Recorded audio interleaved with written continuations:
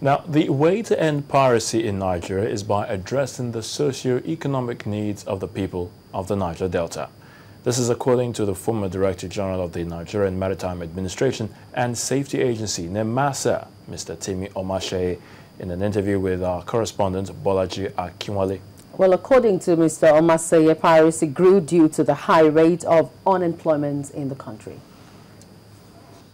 People are screaming that there's a problem in the Niger Delta and whatever. The problem in the Niger Delta does not start with, people didn't wake up and say they were going to piracy.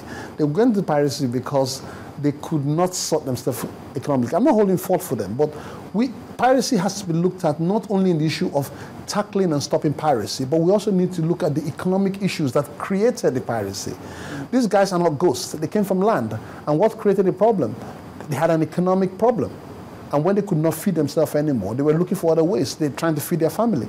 So I'm not saying it's a justification for that, but we need to begin to look at what is causing the problem for piracy. One, the rivers are being polluted. What are we doing about the oil companies cleaning out the rivers so that these guys can actually catch their fishes? What are we doing about creating employment onshore for them?